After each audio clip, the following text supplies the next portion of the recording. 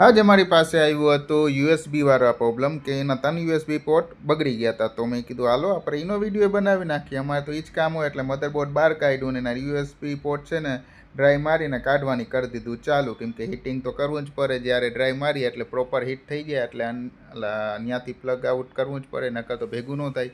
એટલે પ્રોપર એને હીટ કરતા ગયા, ડ્રાય મારતા ગયા અને એને જ્યાં એના સોલ્ડરિંગ કરેલા હતા ને ત્યાંથી એને છુટકારો દેવો પડે આમાંથી, સમજી ગયા. એટલે એ છુટકારો દેતા જો કેવી હાલત થઈ ગઈ, આટલા ધુમાડા નીકળે.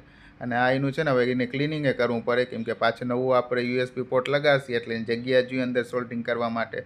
એટલે એને સાફ સફાઈ કરવાનું કામ કરી દીધું ચાલુ.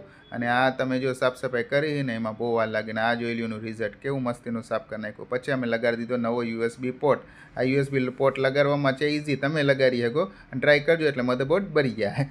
મજાક કરું છું. આ યુએસબી પોર્ટ લગાવવા માટે પછી પાછું લગાડી દીધું અને ચાલુ કરી દીધું સોલ્ડરિંગ.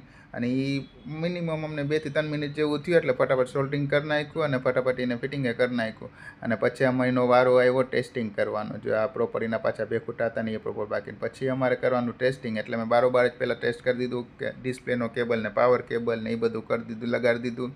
અને ઉપરથી અમે લગાડી દીધો પાવરનો પ્લગ.